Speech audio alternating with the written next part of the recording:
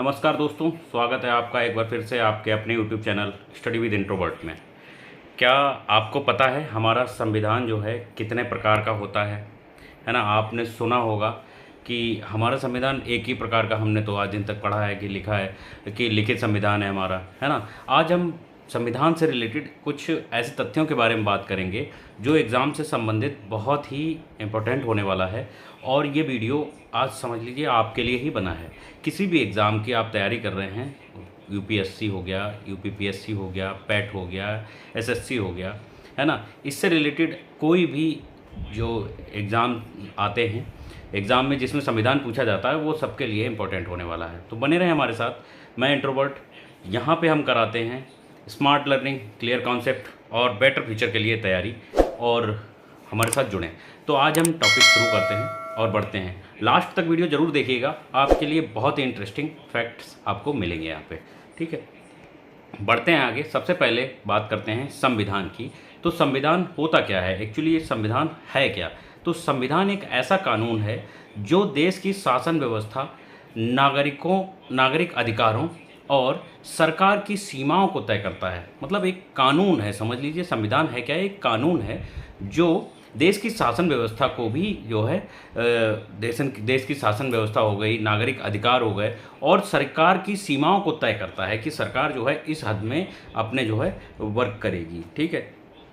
It defines how a country is govern, मतलब सरकार जो है, एक देश जो है वो कैसे चलाया जाता है, ये संविधान जो है हमारा दिखाता है, दर्शाता है, ठीक है। अब इम्पोर्टेंस ऑफ कॉन्स्टिट्यूशन क्या है, कि हमारी इम्पोर्टेंस क्या है संविधान की।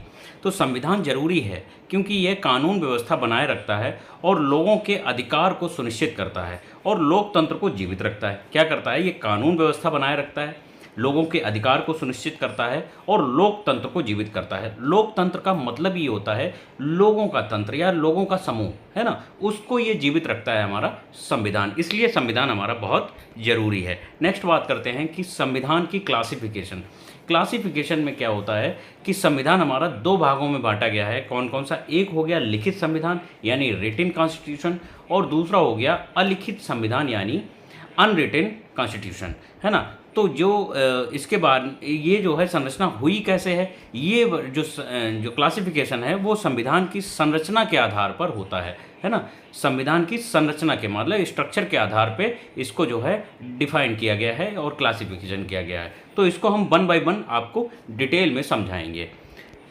नेक्स्ट बात करें, सबसे पहले बात करेंगे हम रिटन कॉन्स्टिट्यूशन की। और ये जो है इसमें होता क्या है कि यह संविधान ऐसा संविधान है जो एक लिखित दस्तावेज है, लिखित दस्तावेज के रूप में मौजूद होता है। मतलब एक जो हम लोग संविधान की किताब जो प्रस्तावना है जिसमें अनुच्छेद लिखे हुए हैं, है ना, आर्टिकल्स हैं, शेड्यूल्स हैं, अनुसूची हैं, और इसमें सारे जो है जो भी कानून की किताब है वो संविधान कहलाता है कौन सा, लिखित। और इसमें क्या होता है कि इसमें नियम स्पष्ट होते हैं और स्थिर होते हैं। जो भी नियम है वो स्पष्ट हैं कि लिखित है और जो है वो स्थिर रहेंगे कि ऐसा नियम, ऐसा कानून ये जो है सबके लिए बराबर है। नेक्स्ट बात करेंगे कि इसके कैरेक्टरिस्टिक्स की।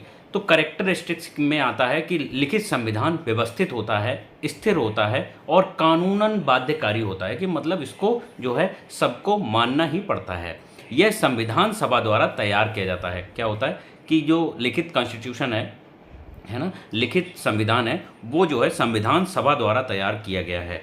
नेक्स्ट बात करेंगे स्ट्रक्चर ऑफ रिटन कॉन्स्टिट्यूशन, मतलब स्ट्रक्चर की बात करते हैं। तो स्ट्रक्चर में आता है लिखित वाले संविधान में कई हिस्सों में प्रस्तावना होती है। मतलब क्या होता है, लिखित संविधान में कई हिस्सों, लिखित संविधान जो है वो कई हिस्सों में होता है। जैसे इसमें प्रस्तावना होती है, मूल अधिकार होते हैं, मौलिक कर्तव्य होते हैं, नीति निर्देशक तत्व होते हैं, और राज्य की संरचना आदि जो है इसमें सम्मिलित है ना। तो इसमें जो है क्या है कि कई हिस्सों में बटा हुआ है ये लिखित संविधान।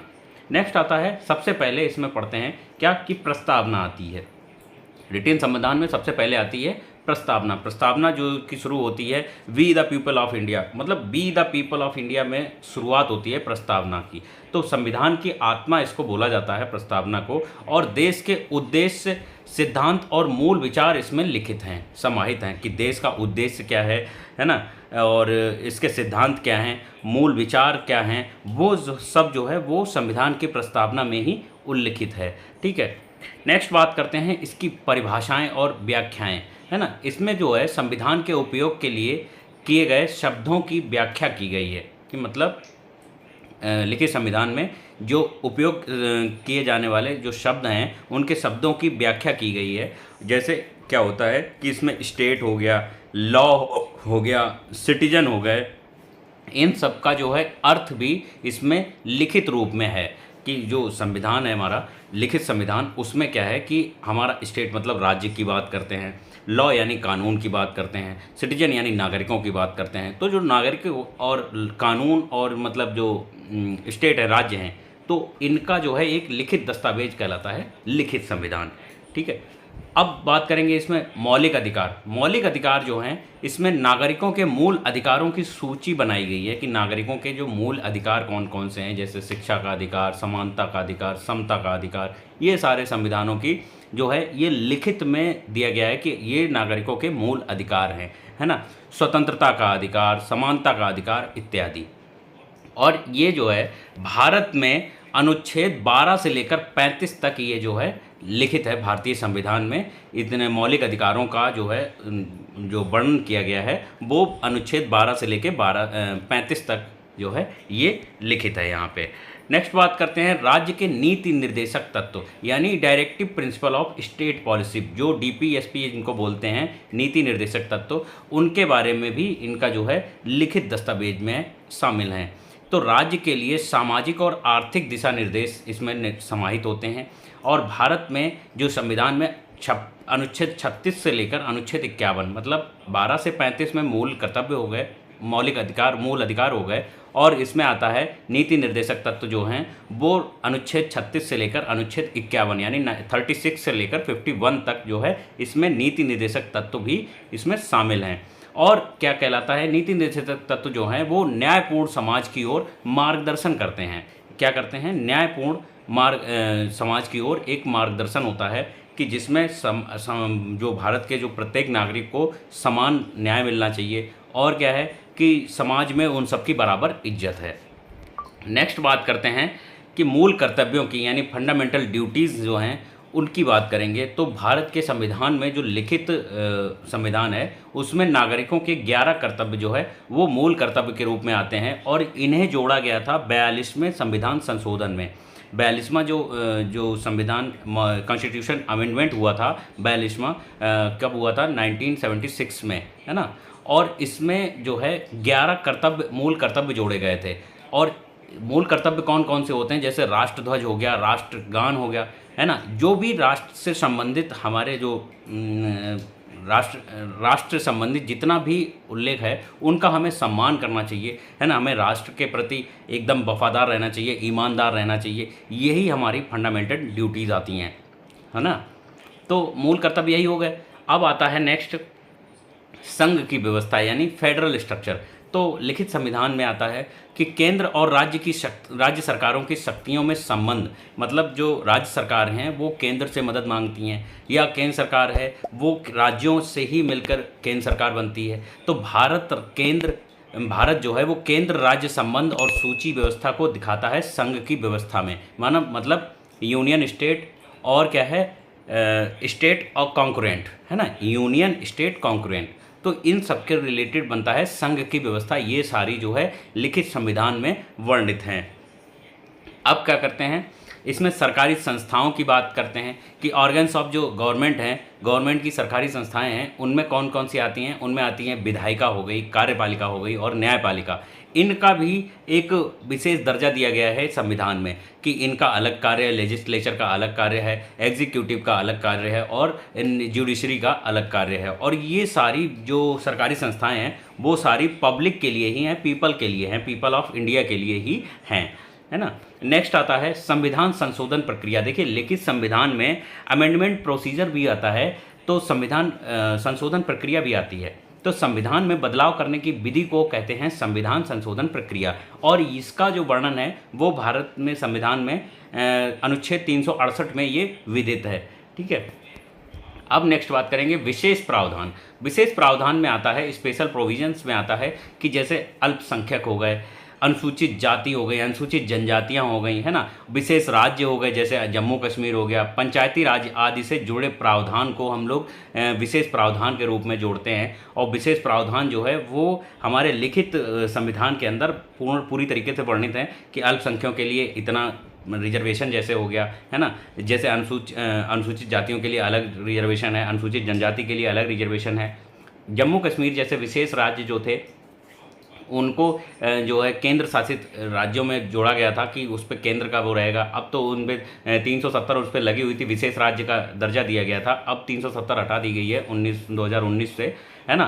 तो ये क्या है कि ये अलग एक विशेष प्रावधान जो है अलग अलग राज्यों के लिए, अलग अलग जातियों के लिए भी हमारे संविधान में लिखित है। नेक्स्ट आता है अनुसूचियाँ। अनुसूचियाँ जो है, शेड्यूल्स जो हैं, उनके बारे में बात करते हैं। तो विशेष विवरण या सूचीबद्ध जानकारियाँ जो है वो कहलाती हैं अनुसूचियाँ, है ना। भारत में कुल जो है 12 अनुसूचियाँ हैं, मतलब भारतीय संविधान में कितनी आती हैं, 12 अनुसूचियाँ हैं। और जैसे इनका एग्जाम्पल हो गया राज्य की सूची, है ना, राज्यों जो राज्य है ना उनकी सूची हो गई, उनका वेतन हो गया, चुनाव प्रक्रिया आदि जो है वो अनुसूचियों में वर्णित है।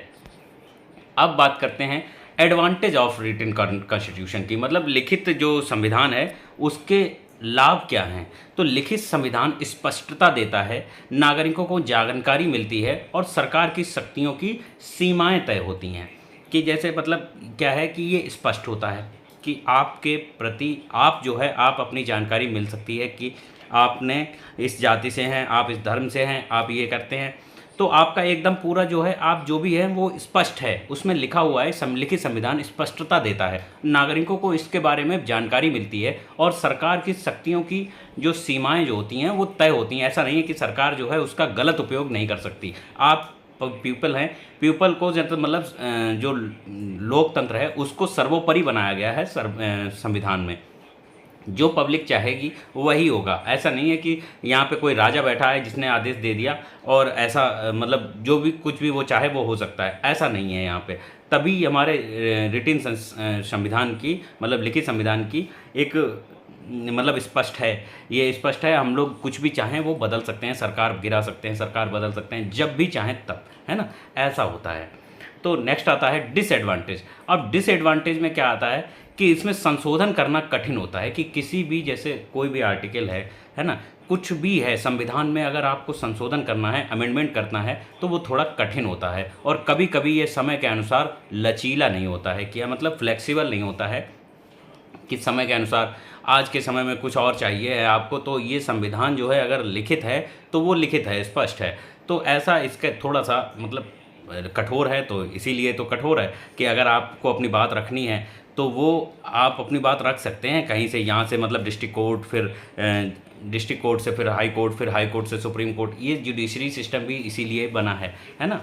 नेक्स्ट आता है एग्जाम्पल ऑफ रिटिन कॉन्स्टिट्यूशन। अब एग्जाम्पल कौन कौन से हैं जो लिखित संविधान जो है कौन कौन से देशों के पास है, तो वो है सबसे पहले भारत के पास है, अमेरिका के पास है, जापान जैसे देशों का संविधान पूरी तरह से लिखा हुआ है। इनमें नियम पहले से तय हैं, इनमें बदलाव जो होता है वो बहुत मुश्किल से होता है, मतलब कठोर होते हैं, है ना। अब आते हैं, हम पढ़ते हैं इंडियाज़ कॉन्स्टिट्यूशन कॉन्स्टिट्यूशन एक केस स्टडी में आता है कि भारत का संविधान विश्व का सबसे बड़ा लिखित संविधान है, सबसे बड़ा, विश्व का सबसे बड़ा लिखित संविधान है। यह विस्तृत, लोकतांत्रिक और न्यायप्रिय है, मतलब विस्तृत है, सबसे बड़ा है, ठीक है। लोकतांत्रिक मतलब लोगों का लोकतंत्र, लोगों को सर्वोपरि माना है, और क्या है, न्यायप्रिय है। न्यायप्रिय में मतलब आप जो है किसी भी उससे हों, जाति से हों, धर्म से हों या किसी भी राज्य से हों, तो आप जो है आपके लिए न्याय सबके लिए वो बराबर रहेगा संविधान के अनुसार। अब बात करते हैं अनरिटन की। अनरिटन मतलब जो अलिखित संविधान है उसके बारे में। तो अलिखित संविधान एक ऐसा संविधान है जो एक दस्तावेज में नहीं है, मतलब जिसका एक कोई रिटन किताब नहीं है, कानूनी किताब नहीं है जो लिखित हो, तो लिखित नहीं है ये जो है परंपराओं और न्यायिक निर्णयों पर आधारित होता है। न्यायिक निर्णय मतलब जैसे जुडिशरी पे हमारा आधारित होता है कि हमारा कोई केस चल रहा है और हमने क्या करा, हाई कोर्ट में पहुँचे, सबसे पहले डिस्ट्रिक्ट कोर्ट में पहुँचे, डिस्ट्रिक्ट कोर्ट ने हमारे खिलाफ निर्णय लिया, है ना। तो उसके बाद में हम गए हाई कोर्ट में, तो हाई कोर्ट ने हमारे समक्ष हमारे साथ में निर्णय लिया कि हम अपराधी नहीं हैं, और जबकि डिस्ट्रिक्ट कोर्ट ने बोला था कि आप अपराधी हैं, तो आप वहाँ पहुँचे हाई कोर्ट। अब हाई कोर्ट में अगर हम अपराधी नहीं हैं तो सामने वाले अपोजिशन ने बोला कि तुम अपराधी हो, तो वहाँ से पहुँचे कहाँ पे, सुप्रीम कोर्ट में। तो सुप्रीम कोर्ट ये डिसाइड करेगी कि आप अपराधी हैं तो किन नियमों के आधार पर। तो वो जो नियम बनाया जाएगा, संसद जो बोलेगा, मतलब सुप्रीम कोर्ट जो बोलेगा कि यहाँ पे ऐसा नियम है, यहाँ इस तरीके से आप अपराधी हैं, तो आपको मानना पड़ेगा, और वो न्यायप्रिय होता है। और ये क्या होता है कि परंपराओं के आधार पर होता है ना, ट्रेडिशनल वे में होता है। तो ये कहलाता है अनरिटन संविधान, है ना। अनरिटन मतलब अलिखित संविधान। अब इसकी कैरेक्टरिस्टिक क्या है कि अलिखित संविधान जो है वो लचीला होता है। लचीला मतलब फ्लेक्सिबल होता है, और समयानुकूल बदलाव आसानी से किया जाता है, कि समय समय पे इसका जो बदलाव है वो आसानी से किया जा सकता है। और ये ऐतिहासिक विकास पर आधारित होता है, कि मतलब इतिहास से उठाकर उस पर हम विकास करते जा रहे हैं, पीढ़ी दर पीढ़ी उसमें जो है बदलाव करते जा रहे हैं। तो ये क्या होता है, ये आता है अलिखित संविधान में, है ना। नेक्स्ट आता है structure of unwritten constitution. Structure क्या है इसका, तो संसद के कानून, अदालतों के निर्णय, ऐतिहासिक परंपराएं इसमें जो है वो शामिल होती हैं। मतलब जो संसद में कानून पारित होता है वो आता है अलिखित संविधान में। अदालतों के मतलब जो कोर्ट्स हैं, जुडिशरी सिस्टम हमारा आता है, उसके निर्णय इसमें शामिल होते हैं, और ऐतिहासिक परंपराएं इसमें शामिल होती हैं। कोई एक निश्चित किताब इसकी नहीं होती है, ये इसका स्ट्रक्चर होता है। ठीक है, वीडियो आपको अच्छा लग रहा हो तो वीडियो अगर समझ में आ रहा हो, या कुछ भी आपको ऐसा समझ में ना आ रहा हो, तो आप हमें कमेंट बॉक्स में कमेंट करके ज़रूर बताइएगा। और अगर अच्छा लग रहा हो तो वीडियो को लाइक करके जाइएगा, और ऐसे ही वीडियो हम बनाते रहते हैं। ठीक है, तो आगे बढ़ते हैं। एडवांटेज ऑफ अनरिटन कॉन्स्टिट्यूशन के एडवांटेजेस क्या हैं, तो यह समय के साथ बदला जा सकता है। क्या होता है कि ये समय के अनुरूप बदलता है, सबसे बड़ी बात है इसकी कि समय के अनुसार ये बदला जाता है। आधुनिक परिस्थितियों के अनुसार अपडेट किया जा सकता है, कि जैसे हम लोग धीरे धीरे मॉडरेट होते हैं, मॉडर्न वे में हम लोग रह रहे हैं, बढ़ रहे हैं, तो ये क्या होता है, ये अलिखित जो संविधान है इसमें थोड़े मतलब संशोधन कर सकते हैं आप, जो कि संसद और न्यायपालिका वगैरह ये लोग करते हैं। ठीक है, इनमें जो है समय के अनुसार, ऐतिहासिक परंपराओं के अनुसार पे ये धीरे धीरे थोड़ा बहुत चेंजमेंट होता रहता है। नेक्स्ट आता है डिसएडवांटेज ऑफ अनरिटन कॉन्स्टिट्यूशन। अब डिसएडवांटेज क्या है कि इसमें अस्पष्टता रहती है, कि स्पष्ट नहीं रहता है। ठीक है, नागरिकों को अधिकारों की सीमित जानकारी होती है, कि नागरिक, आप आम नागरिक हैं तो आपके अधिकारों की जो जानकारी है आपको, वो थोड़ी जो है वो सीमित रहती है। और संसद की अत्यधिक शक्ति हो सकती है। इसमें क्या होता है कि जो संसद है ना, उसमें जो बैठते हैं कार्यपालिका, न्यायपालिका, और जो कार्यपालिका, न्यायपालिका, संसद बैठते हैं, तो उसमें क्या है कि संसद से 1/3 जिसका वोट, 2/3 जिसका वोट ज़्यादा आ जाता है, वहाँ से ये कानून पारित हो जाता है कि हाँ ऐसा होना चाहिए, ऐसा नहीं होना चाहिए। तो क्या होता है कि जो व्यक्ति हैं, लोग आम नागरिक हैं, उनको इनके बारे में जानकारी कम होती है, और संसद की शक्तियाँ जो है वो अधिक होती हैं, है ना। नेक्स्ट आता है एग्जाम्पल ऑफ अनरिटन जो कॉन्स्टिट्यूशन है, इसका एग्जाम्पल कौन से है कि यूके हो गया, यूनाइटेड किंगडम, और न्यूजीलैंड जैसे देशों में संविधान एक जगह लिखा हुआ नहीं है। मतलब क्या है कि इसमें यूनाइटेड किंगडम हो गया और न्यूजीलैंड जैसे देशों में इसमें एक जगह पर संविधान लिखा हुआ नहीं है, बल्कि विभिन्न स्रोतों पर आधारित है। इसमें इन देशों में क्या है कि विभिन्न स्रोतों पर आधारित संविधान है ना। अब यूकेज कॉन्स्टिट्यूशन, मतलब यूनाइटेड किंगडम की कॉन्स्टिट्यूशन एक केस स्टडी के बारे में बताते हैं कि ब्रिटेन का संविधान संविधान कानून, परंपराओं और अदालतों के निर्णयों पर आधारित है। संसद इसमें सर्वोच्च आता है, कि जैसे ब्रिटेन का, यूनाइटेड किंगडम का जो कानून है वो जो है संसद पर आधारित है। संसद ने जैसा बोल दिया वैसा ही वहाँ पे संविधान हो जाता है, वैसा ही वहाँ पे कानून बन जाता है ना।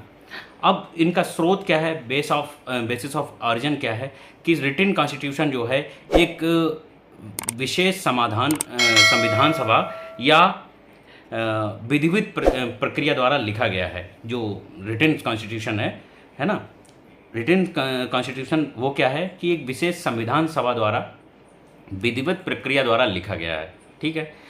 अनरिटन क्या है कि परंपराएं हो गई, आदतें हो गई, निर्णायक जो न्यायिक निर्णय हैं और संसद अधिनियमों पर आधारित होता है। क्या होता है कि देखिए अनरिटन वाले में संसद आती है ना, न्यायपालिका आती है, और क्या है कि जो परंपराएं आती हैं, मतलब जो ट्रेडिशनल हमारा चला आ रहा है ऐतिहासिक, है ना, इतिहास से उठा के ट्रेडिशन जो चल रहा है उनसे मिला के हमारा बनता है अनरिटन कॉन्स्टिट्यूशन। और रिटन कॉन्स्टिट्यूशन जो होता है वो संविधान सभा द्वारा विधिवत जो है वो लिखा गया है। ठीक है। लिखित संविधान विधिवत रूप से बनाया गया होता है, जबकि अलिखित संविधान ऐतिहासिक अनुभवों से विकसित होता है। ये स्रोत है ना। नेक्स्ट आता है स्वरूप, स्ट्रक्चर रहता है। तो स्ट्रक्चर जो है रिटन कॉन्स्टिट्यूशन एक ही दस्तावेज में संकलित होता है। देखिए ये क्विक रिवीजन हम करा रहे हैं आपको। ठीक है। तो क्या है कि रिटन कॉन्स्टिट्यूशन जो है वो एक ही दस्तावेज में संकलित होता है, जैसे संविधान की किताब है उसमें आप जो है पूरा संविधान लिखा हुआ है। अनरिटन क्या है, विभिन्न स्रोतों में बिखरा हुआ है, इसकी कोई पुस्तक नहीं है। लिखित संविधान एक सुसंगठित किताब की तरह होता है, जबकि अलिखित संविधान एक खुली डायरी की तरह होता है, जहां हर पन्ना अलग स्रोत से आता है। हर पन्ना मतलब खुली डायरी है तो वहाँ पे रफ डायरी समझिए कि यहाँ पे क्या है कि हर पेज जो है अलग स्रोत से आया हुआ है। ठीक है।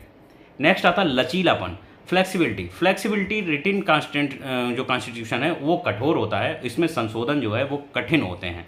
ठीक है। और क्या है, जो अनरिटन कॉन्स्टिट्यूशन होता है, अलिखित संविधान है, वो लचीला होता है और समय के अनुसार बदलता रहता है ना। लिखित संविधान में बदलाव के लिए विशेष प्रक्रिया पूरी की जाती है, और जबकि अलिखित संविधान जो है समय के साथ स्वतः बदल सकता है ना, स्वतः बदल सकता है। नेक्स्ट आता है स्पष्टता यानी क्लैरिटी। क्लैरिटी में जो है लिखित संविधान सभी नियम इसमें जो है स्पष्ट होते हैं और स्थिर होते हैं। ठीक है। और अलिखित संविधान में कुछ बातें अस्पष्ट होती हैं और समझ पर आधारित होती हैं कि आप कैसा उस पर जो है अगर एक कोई पॉइंट लिखा है तो आप अपने हिसाब से कैसे समझते हैं और सामने वाला कैसे समझता है वो आपकी समझ पर आधारित होगा। लिखित संविधान में हर बात दर्ज होती है, इसलिए इसमें कोई भ्रम नहीं होता है ना। और अलिखित संविधान में क्या होता है कि परंपराओं की व्याख्या करनी पड़ती है, जो ट्रेडिशन चल रहा आता है उसकी व्याख्या उसमें करनी पड़ती है। सॉरी। नेक्स्ट आते हैं संशोधन प्रक्रिया, है ना, अमेंडमेंट प्रोसेस। तो अमेंडमेंट प्रोसेस जो है वो रिटन कॉन्स्टिट्यूशन में जो है विशेष अनुच्छेद या प्रक्रिया द्वारा संशोधन होता है, और ये क्या है कि 368 जो अनुच्छेद है उसमें लिखित है ना। अनरिटन में क्या होता है कि संसद की सामान्य प्रक्रिया या व्यवहार में परिवर्तन हो सकता है, कि संसद के अनुसार इसमें जो है चेंज किया जा सकता है। लिखित संविधान में संशोधन विधेयक पास करना होता है, एक विधेयक बनता है, विधेयक को पास करा के ही संशोधन किया जा सकता है, जबकि अलिखित संविधान में बदलाव धीरे धीरे परंपराओं के आधार से बदलने से होता है। परंपराओं को धीरे धीरे बदल रही हैं अगर, तो उनमें अलिखित संविधान में जो चेंजमेंट है, अमेंडमेंट है, वो आसानी से हो जाता है। अब न्यायपालिका की भूमिका जो है वो रिटन कॉन्स्टिट्यूशन में न्यायपालिका संविधान की व्याख्या करती है और अंतिम निर्णय देती है। न्यायपालिका क्या करती है कि संविधान की व्याख्या करती है, जो लिखित है उसकी व्याख्या करेगी न्यायपालिका। और जबकि अलिखित में क्या होता है, न्यायपालिका का प्रभाव सीमित होता है, संसद इसमें सर्वोच्च होता है। क्या होता है, अलिखित वाले में संसद सर्वोच्च होता है और उसमें न्यायपालिका जो है वो एक अपना जो मतलब ओपिनियन है वो दे सकती है, लेकिन उसका जो प्रभाव है वो सीमित रहेगा, लेकिन इसमें जो निर्णय लिया जाएगा वो संसद द्वारा लिया जाएगा। जबकि लिखित वाले में क्या होता है कि न्यायपालिका अंतिम निर्णय देती है और व्याख्या करती है कि हाँ ऐसा क्यों है, क्यों करना चाहते हैं, तो उसका जो है पूरी तरीके से उसको वर्णित करती है। लिखित संविधानों में कोर्ट का बड़ा रोल होता है, पर अलिखित संविधान में संसद ही कानून व्यवस्था तय करती है ना। अलिखित वाले में संसद ही तय करता है। नेक्स्ट आता है संसद की सर्वोच्चता, है ना। संसद की सर्वोच्चता में क्या होता है कि संविधान जो है सर्वोच्च होता है और संसद संविधान के अधीन होता है। रिटन कॉन्स्टिट्यूशन में, लिखित संविधान में क्या होता है कि संसद जो है संविधान के अधीन होता है, मतलब संविधान सर्वोच्च है उसमें। और अनरिटन में क्या होता है कि संसद सर्वोच्च है, जैसे कि यूके में, यूनाइटेड किंगडम में ऐसा ही होता है। लिखित संविधान में संसद भी सीमित होता है, पर अलिखित में संसद की शक्ति बहुत अधिक होती है। अलिखित वाले में संसद ही सब कुछ है और लिखित वाले में संविधान ही सब कुछ है, ऐसे समझिए, है ना। नेक्स्ट आता है नागरिक सुरक्षा, नागरिक अधिकारों की सुरक्षा। नागरिक अधिकारों की सुरक्षा में आता है कि रिटन कॉन्स्टिट्यूशन में क्या होता है कि मौलिक अधिकार स्पष्ट रूप से लिखे होते हैं, जैसे कि भारत में, है ना। और अनरिटन में होता है अधिकार परंपराओं या न्यायालयों के निर्णय पर आधारित होते हैं, है ना, जैसे यूके में।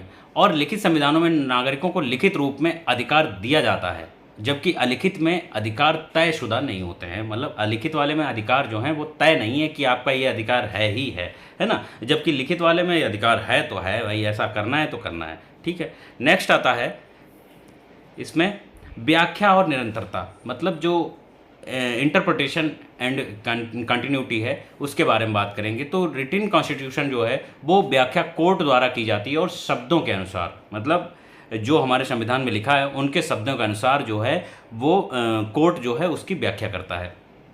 अनरिटन में क्या होता है, व्याख्या जो है परंपराओं, व्यवहार और समय के साथ में बदलती रहती है। लिखित संविधान को शब्दशः समझा जाता है, मतलब पर शब्द की एक वैल्यू होती है लिखित संविधान में, जबकि अलिखित संविधान में व्यवहार की वैल्यू होती है, परंपरा के अनुसार जो है वो नया रूप ले सकता है अलिखित संविधान, ठीक है। अब बात करेंगे रिवीजन में। तो रिवीजन में जो रिटन कॉन्स्टिट्यूशन है वो रिटन रूल्स विन राइट्स, मतलब क्या होता है कि रूल्स उसमें रिटन है और आप अपने अधिकार जो है वो जीत सकते हैं।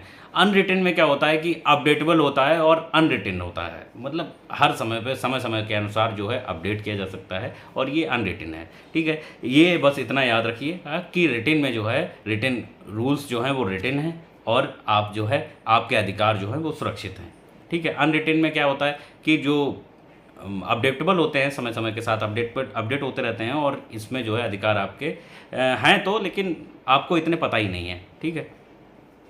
वीडियो में वीडियो आपको कैसा लगा ये आप हमें कमेंट बॉक्स में कमेंट करके ज़रूर बताइएगा, ठीक है। वीडियो में आज के लिए बस इतना ही। मिलते हैं आपको एक नए टॉपिक के साथ संविधान से रिलेटेड, और बहुत ही इंटरेस्टिंग टॉपिक होने वाला है आज के बाद का, और बने रहिएगा हमारे साथ। अगर यहाँ तक आए हैं तो वीडियो को लाइक ज़रूर करें, चैनल को सब्सक्राइब करें और अपने दोस्तों के साथ शेयर करें, अच्छा लगा हो तो, ठीक है। और चैनल को सपोर्ट करें। Thanks for watching, thank you. मिलते हैं नेक्स्ट वीडियो में, तब तक के लिए थैंक यू।